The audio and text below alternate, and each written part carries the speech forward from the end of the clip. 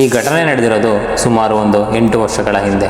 ನಮ್ಮ ಸಬ್ಸ್ಕ್ರೈಬರ್ ಆದ ಸಿದ್ದು ಅವರ ಸ್ಟೋರಿ. ಬನ್ನಿ ಆ ಕರಾಳ ರಾತ್ರಿ ಅವ್ರಿಗೆ ಏನಾಯ್ತು ಪ್ರತಿಯೊಂದು ಕೂಡ ಡೀಟೇಲ್ ಆಗಿ ತಿಳಿಯೋಣ.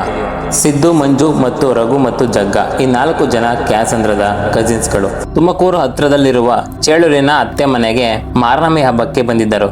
ಇಡೀ ದಿನ ಮಾತಾಡ್ಕೊಂಡು ಊಟ ಮಾಡ್ಕೊಂಡು ಟೈಮ್ ಪಾಸ್ ಮಾಡ್ತಾ ಪೂಜೆ ಮುಗಿಸಿ ಊಟ ಮಾಡಿ ಮತ್ತು ಟೈಮ್ ಹೋಗಿದ್ದೆ ಗೊತ್ತಾಗ್ಲಿಲ್ಲ.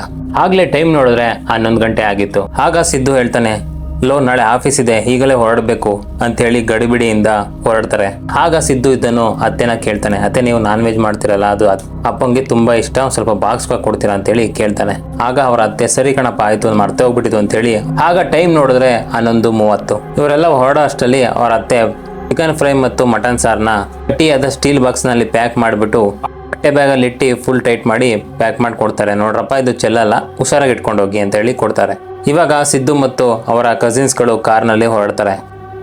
ಆಗ ಇವರು 11:45ಗೆ ಅಲ್ಲಿಂದ ಹೊರಟರು. ಚೇಳೂರಿಂದ ಬಳ್ಳಾಪುರಕ್ಕೆ ಹೋಗೋ ರಸ್ತೆ ಫುಲ್ ಕ್ಲಿಯರ್ ಆಗಿತ್ತು. ಇವರು ಕಾರ್ನಲ್ಲಿ 80ರಿಂದ 90 ಸ್ಪೀಡ್ನಲ್ಲಿ ಹೋಗ್ತಾ ಇದ್ರು. ಮಾತಾಡ್ಕೊಂಡು ಜೋಕ್ ಮಾಡ್ತಾ ಸಾಂಗ್ ಹಾಕೊಂಡು ಫುಲ್ ಎಂಜಾಯ್ ಮಾಡ್ಕೊಂಡು ಹೋಗ್ತಾ ಇದ್ರು. ಆಗ ಸರಿಯಾಗಿ 12:15ಕ್ಕೆ ಅವರು ಬಳ್ಳಾಪುರ ಕೆರೆ ಬಳಿ ಬಂದು ತಲುಪಿದ್ರು. ಆದರೆ ಚೇಳೂರಿನಿಂದ ಬಳ್ಳಾಪುರಕ್ಕೆ 30 ನಿಮಿಷಗಳ ಪ್ರಯಾಣ. ಆಗ ರಘು, ಹಣ ಒಂದು ಸ್ವಲ್ಪ ಕಾರ್ನ ಸೈಡ್ಗೆ ಹಾಕ್ತೀರಾ, ರಿಸೆಸ್ಗೆ ಹೋಗ್ಬೇಕು ಅಂತೇಳಿ ಕೇಳ್ತಾನೆ.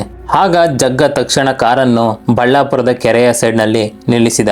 ಆ ಮಧ್ಯರಾತ್ರಿ 12:15ರ ಕತ್ತಲಲ್ಲಿ ಆ ಕೆರೆ ಹತ್ರ ಏನೋ ಒಂಥರ ವಾಸನೆ, ಏನೋ ಒಂದು ರೀತಿಯ ವಾತಾವರಣ. 4 ಜನ ಕಾರಿನಿಂದ ಕೆಳಗೆ ಇಳಿದರು. ಬೇರೆ ಬೇರೆ ಕಡೆಗೆ ಹೋಗಿ ಬಂದರು. ಎಲ್ಲರೂ ಕೂಡ ವಾಪಸ್ ಕಾರನ್ನು ಹತ್ತೋದಕ್ಕೆ ಬಂದರು. ಇನ್ನೇನು ಕೂತ್ಕೋಬೇಕು ಅಷ್ಟರಲ್ಲಿ ಸಿದ್ದುಗೆ ನಾನ್ ವೆಜ್ ಸ್ಮೆಲ್ ಬಂತು. ಅದು ತುಂಬಾನೇ ಜಾಸ್ತಿ ಬರ್ತಾ ಇತ್ತು. ಕಾರ್ ತುಂಬ ತುಂಬ್ಕೊಂಡ್ಬಿಟ್ಟಿತ್ತು. ಅವನು ತಕ್ಷಣ ಹಿಂದಕ್ಕೆ ತಿರುಗಿ ನೋಡಿದಾಗ ಶಾಕ್ ಆಗೋದ. ಬಟ್ಟೆ ಬ್ಯಾಗು ಹೊರದಿತ್ತು. ಅದರೊಳಗಿದ್ದ ಮಟನ್ ಸಾರು ಮತ್ತು ಚಿಕನ್ ಫ್ರೈ ಬಾಕ್ಸ್ ಓಪನ್ ಆಗಿ ಮಟನ್ ಪೀಸ್ಗಳು ಸೀಟ್ ಮೇಲೆ ಚಲ್ಲಾಪಿಲ್ಲಿ ಆಗಿತ್ತು. ಯಾರೋ ಮಟನ್ ಪೀಸನ್ನು ಕೈಯಲ್ಲಿ ಎಳೆದು ತಿಂದಿರೋ ರೀತಿ ಸೀಟ್ ಮೇಲಿತ್ತು. ಲವ್ ಏನ್ರು ನೀವು ಬಾಕ್ಸ್ನ ನೇರವಾಗಿ ಇಟ್ಟಿರ್ಲಿಲ್ವಾ?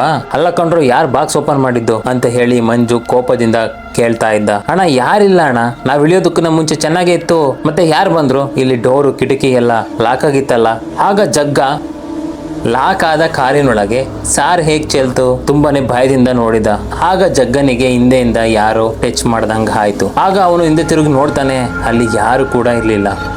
ಹಿಂದೆ ತಿರುಗಿ ನೋಡಿದಾಗ 3 ಜನರು 3 ಡೋರ್ ಹತ್ರ ಇದ್ರು. ಆವಾಗ ಇವನಿಗೆ ತುಂಬಾನೇ ಭಯ ಆಗೋಯ್ತು. ಆಗ ತಕ್ಷಣ ಸಿದ್ದು ಇದನ್ನು ಸಾಕೊಂಡ್ರು ಮಾತಾಡಿದ್ದು, ಟಿಶ್ಯೂ ಪೇಪರ್ ಹುಡುಕೊಂಡು ಕ್ಲೀನ್ ಮಾಡ್ರಿ ಹೋಗೋಣ ಅಂತೇಳಿ ಸಿದ್ದು ಟಿಶ್ಯೂ ಪೇಪರ್ನ ಹುಡುಕ್ತಾ ಇದ್ದ. ಮಂಜು ಸೀಟನ್ನು ಕ್ಲೀನ್ ಮಾಡ್ತಾ ಇದ್ದಾಗ ಅವನ ಎಡಭುಜದ ಮೇಲೆ ಒಂದು ತಣ್ಣನೆಯ ಭಾರವಾದ ಸ್ಪರ್ಶವಾಯಿತು. ಹೋಯ್, ಯಾರೋ ಮುಟ್ಟಿದ್ದು? ನೀನ ರಘು ಎಂದು ಮಂಜು ಹಿಂದೆ ತಿರುಗಿ ನೋಡಿದ. ಅಯ್ಯೋ, ನಾನ್ ನಿನ್ ಮುಂದೆನೆ ಕ್ಲೀನ್ ಮಾಡ್ತಾ ಇಲ್ವನೋ, ನಾನ್ ಹೇಗೋ ಬರ್ಲಿ ನಿನ್ ಹಿಂದೆ ಮುಟ್ಟಕ್ಕೆ, ನಾನ್ ಟಚ್ ಮಾಡಿಲ್ಲ ಅಂತ ಹೇಳಿ ಹೇಳ್ದ ರಘು. ಜಗ್ಗ, ರಘು, ಸಿದ್ದು 3 ಜನನು ಒಂದೇ ಡೋರ್ ಹತ್ರ ನಿಂತಿದ್ದರು. ಮಂಜು ಹಿಂದೆ ಯಾರು ಕೂಡ ಇರ್ಲಿಲ್ಲ. ಆಗ ಮಂಜುಗೆ ಮೈಯೆಲ್ಲ ಜುಮ್ಮೆನಿಸಿತು. ನಂತರ ಬೆವರೋದಕ್ಕೆ ಸ್ಟಾರ್ಟ್ ಮಾಡ್ದ. ಇದು ಭೂತಾನ, ದೆವ್ವನ ಅಥವಾ ಇನ್ನೇನಾದ್ರೂ ಇರ್ಬಹುದಾ ಅಂತ ಹೇಳಿ ಮಂಜು ಯೋಚನೆ ಮಾಡ್ತಾ ಇದ್ದ.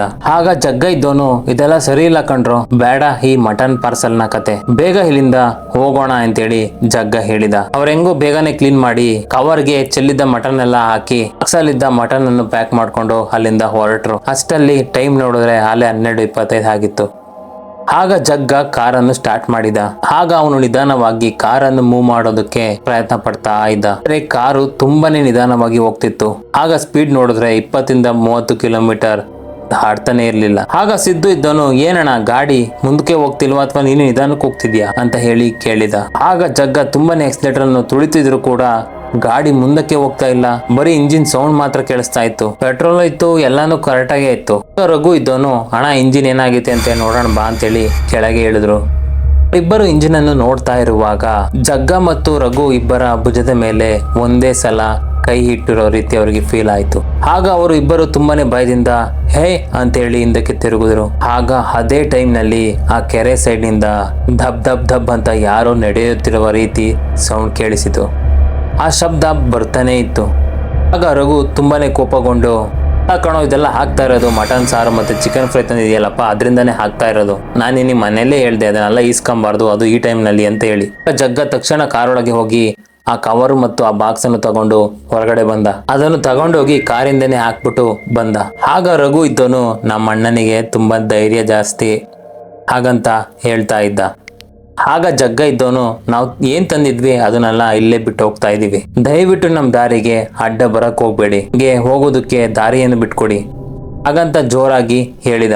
ಅಲ್ಲಿಂದ ಹೇಳಿ ವಾಪಸ್ ಬರುತ್ತಿರುವಾಗ ಜಗ್ಗನಿಗೆ ಏನೋ ಒಂದು ರೀತಿ ಫೀಲ್ ಆಯ್ತು. ಅವನು ಸಡನ್ ಆಗಿ ಹಿಂದೆ ತಿರುಗಿ ನೋಡಿದ. ಅವನು ಹಿಂದೆ ತಿರುಗಿ ನೋಡಿದಾಗ ಆ ಕವರ್ ಮತ್ತು ಆ ಮಾಂಸ ಏನು ಕೂಡ ಇರ್ಲಿಲ್ಲ, ಬರೀ ಸಾರು ಮಾತ್ರ ಇತ್ತು.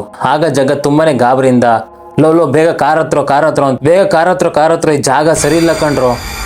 4 ಜನನು ಕೂಡ ಕಾರನ್ನು ಹೊತ್ತಿದರು. ಜಗ್ಗ ತುಂಬಾನೇ ಭಯದಿಂದ ಕಾರನ್ನು ಸ್ಟಾರ್ಟ್ ಮಾಡಿ ಎಕ್ಸ್ಲೇಟರ್ ಅನ್ನು ಒತ್ತುದ. ಗಾಡಿ ಜೋರಾಗಿ ಮೂವ್ ಆಯ್ತು ಮುಂದಕ್ಕೆ. ಅವರಿಗೆ ಅವಾಗ್ಲೇ ಯಾರು ಹಿಂದೆಯಿಂದ ಎಳೆಯೋ ರೀತಿ ಫೀಲ್ ಆಗ್ತಾ ಇತ್ತು, ಬಟ್ ಇವಾಗ ಯಾವುದೇ ರೀತಿ ಫೀಲ್ ಆಗ್ತಾ ಇಲ್ಲ, ತುಂಬಾನೇ ಸ್ಪೀಡ್ ಆಗಿ ಹೋಗ್ತಾ ಇದ್ರು.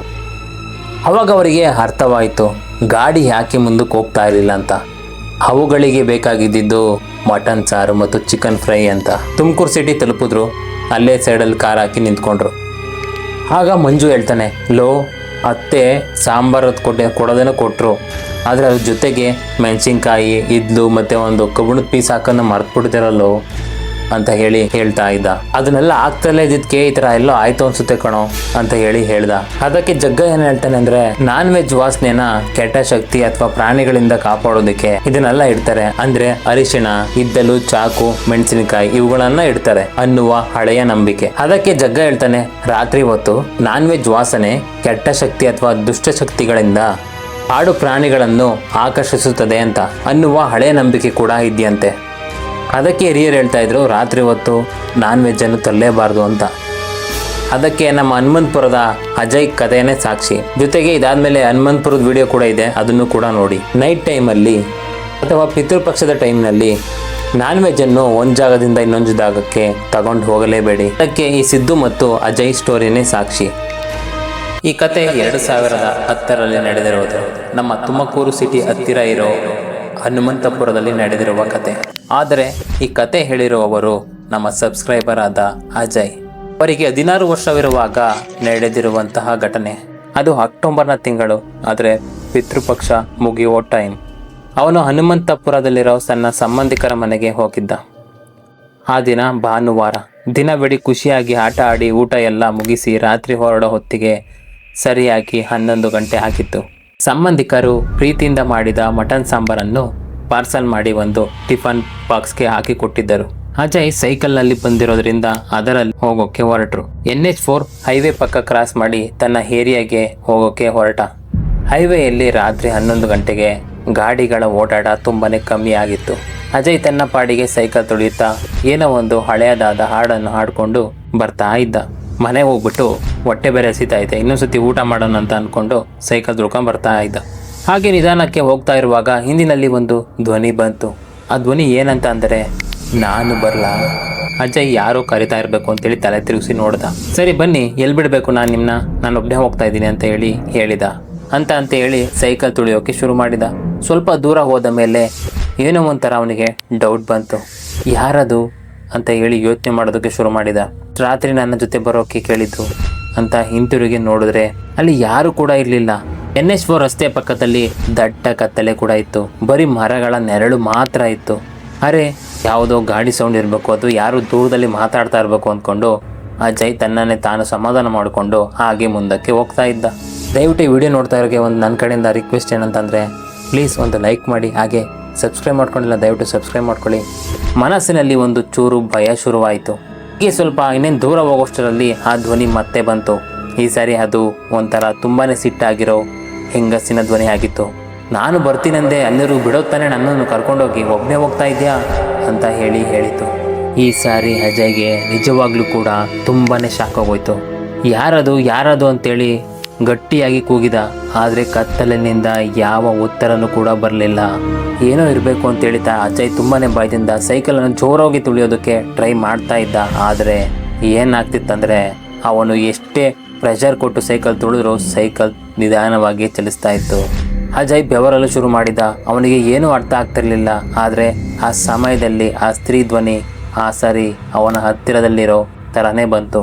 ಆದರೆ ಈ ಸರಿ ಈ ಧ್ವನಿ ಕೇಳಿದ ರೀತಿ ಬೇರೆ ಥರನೇ ಇತ್ತು. ನನಗೂ ಕೊಡ್ತೀಯ ಮಟನ್ ಸಾಂಬಾರನ್ನ? ನನಗೂ ಕೂಡ ಹೊಟ್ಟೆ ತುಂಬಾ ಹಸಿತಾ ಇದೆ. ಅಜಯ್ಗೆ ತುಂಬಾ ಭಯವಾಗಲು ಶುರುವಾಯಿತು. ಅವನ ಹಾರ್ಟ್ ಬೀಟ್ ಕೂಡ ಜೋರಾಗಿ ಬಡ್ಕೊತಾ ಇತ್ತು. ಮಟನ್ ಸಾಂಬಾರ್ ಪಾರ್ಸಲ್ ಮಾಡಿರೋದು ಯಾರಿಗೂ ಗೊತ್ತಿರಲಿಲ್ಲ. ಹಾಗಾದರೆ ಇದು ಭೂತನೇ ಇರಬಹುದು ಅಂತ ಯೋಚನೆ ಮಾಡಿದ ಹೊತ್ತಿಗೆ ಅವನಿಗೆ ತುಂಬಾ ಭಯ ಆಗೋಕ್ಕೆ ಶುರುವಾಯಿತು. ಸೈಕಲ್ನ ಮೇಲೆ ನಿಯಂತ್ರಣ ತಪ್ಪಿ ದಪ್ಪ ಅಂತ ಕೆಳಗೆ ಬಿದ್ದುಬಿಟ್ಟ. ಅವನು ಬಿದ್ದ ರಭಸಕ್ಕೆ ಟಿಫನ್ ಬಾಕ್ಸ್ನ ಓಪನ್ ಆಗಿಬಿಡ್ತು. ಬಿಸಿ ಬಿಸಿ ಸಾಂಬಾರೆಲ್ಲ NH4 ರಸ್ತೆಯಲ್ಲಿ ಚೆಲ್ಲಾಪಿಲ್ಲಿ ಆಗೋಯ್ತು. ಅವನು ಏನು ತಂದಿದ್ದ ಸಾಂಬಾರು ಮಟನ್ ಎಲ್ಲನ ಹಾಗಾಗಿ ಮೇಲಕ್ಕೆ ಹೋಗಿ ಖಾಲಿ ಆಗ್ತಾ ಇತ್ತು. ಅದನ್ನೆಲ್ಲ ನೋಡಿ ಅವನಿಗೆ ತುಂಬಾ ಭಯ ಆಗಲು ಶುರುವಾಗೋಯ್ತು. ಕೈ ಕಾಲೆಲ್ಲ ನಡುಗ್ತಾ ಇತ್ತು. ಅಜಯ್ ಏನೋ ಒಂದು ಧೈರ್ಯ ಬಂತು. ಅವನು ತಕ್ಷಣವೇ ಸೈಕಲ್ ಎತ್ಕೊಂಡು ಹಿಂತಿರುಗಿ ನೋಡದೆ ಸೂಪರ್ ಫಾಸ್ಟಾಗಿ ಮನೆಗೆ ಸೈಕಲ್ ತುಳ್ಕೊಂಡು ಹೋಗ್ಬಿಟ್ಟ. ಮನೆಗೆ ಬಂದ ಕೂಡಲೇ ಆ NH4 ರಸ್ತೆಯಲ್ಲಿ ಆಗಿದ್ದು ಪ್ರತಿಯೊಂದನ್ನು ಕೂಡ ಅಪ್ಪ ಅಮ್ಮನಿಗೆ ಹೇಳಿದ. ಅವರೆಲ್ಲ ಅವನಿಗೆ ಸಮಾಧಾನ ಮಾಡಿದ್ರು. ಸರಿ ಮಗ ಮಲ್ಕೋ, ಬೆಳಗ್ಗೆದ ಮೇಲೆ ಏನೋ ಒಂದು ಮಾಡಿದ್ರಾಯ್ತು, ದೇವಸ್ಥಾನಕ್ಕೆ ಕರ್ಕೊಂಡು ಹೋಗ್ತೀವಿ ಅಂತೇಳಿ ಅವನು ಮಲಗಿಸಿದ್ರು. ಆದರೆ ಮರುದಿನ ಬೆಳಗ್ಗೆ ಅಜಯ್ ಎದ್ದಾಗ ವಿಪರೀತ ಜ್ವರ. ಚಿಕಿತ್ಸೆಗೆ ಆಸ್ಪತ್ರೆಗೆ ಕರ್ಕೊಂಡೋದ್ರು ಕೂಡ ಜ್ವರ ಕಮ್ಮಿ ಆಗ್ತಾ ಇಲ್ಲ. ಅಪ್ಪ ಅಮ್ಮನಿಗೆ ರಾತ್ರಿ ನಡೆದ ಘಟನೆ ಹೀಗಾಗಿದೆ ಅಂತೇಳಿ ಅರ್ಥ ಆಯಿತು. ಅವರು ತಕ್ಷಣವೇ ಹನುಮಂತಪುರದಲ್ಲಿರೋ ಯಲಾಂಜನೇಯ ಸ್ವಾಮಿ ದೇವಸ್ಥಾನಕ್ಕೆ ಕರೆದುಕೊಂಡು ಹೋದರು. ವಿಶೇಷವಾಗಿ ಪೂಜೆ ಕೂಡ ಮಾಡಿದ್ರು. ಅಲ್ಲಿನ ಅರ್ಚಕರು ಅವನಿಗೆ ಕೆಟ್ಟ ಶಕ್ತಿಗಳಿಂದ ರಕ್ಷಣೆ ಸಿಗಲಿ ಅಂತೇಳಿ ಒಂದು ಯಂತ್ರವನ್ನು ಕೂಡ ಕಟ್ಟಿದರು. ಅದಾದ ಮೇಲೆ ಸ್ವಲ್ಪ ಹೊತ್ತಿನ ನಂತರ ಜ್ವರ ಕೂಡ ಕಮ್ಮಿ ಆಯಿತು. ಆಗ ಅಜಯ್ ಸಹಜ ಸ್ಥಿತಿಗೆ ಬಂದ. ಈಗಲೂ ಕೂಡ ಅಜಯ್ಗೆ ಆ ಘಟನೆಗಳು ನೆನಪಾಗ್ತಾನೆ ಇರ್ತವೆ. ಅಜಯ್ 11 ಗಂಟೆ ರಾತ್ರಿ ಹೊತ್ತಿಗೆ NH4 ಹೈವೇಯಲ್ಲಿ ಸೈಕಲ್ ತಗೊಂಡು ಹೋಗೋದನ್ನೇ ನಿಲ್ಲಿಸಿಬಿಟ್ಟ. ಸ್ನೇಹಿತರೆ, ಇದು ನಿಜವಾಗಿಯೂ ನಡೆದಿರುವ ಘಟನೆ. ನಿಮಗೆ ಈ ಕತೆ ಏನಾದ್ರು ಇಷ್ಟವಾಗಿದ್ರೆ ದಯವಿಟ್ಟು ಒಂದು ಲೈಕ್ ಮಾಡಿ. ನಿಮ್ಮ ಫ್ಯಾಮಿಲಿಯಲ್ಲೂ ಇದೇ ರೀತಿಯ ಘಟನೆಗಳನ್ನ ನಡೆದಿದ್ರೆ ದಯವಿಟ್ಟು ನಮಗೆ ಕಮೆಂಟ್ ಮೂಲಕ ತಿಳಿಸಿ. ಈ ವಿಡಿಯೋವನ್ನು ಕೊನೆವರೆಗೂ ನೋಡೋದಕ್ಕೆ ತುಂಬ ಧನ್ಯವಾದಗಳು.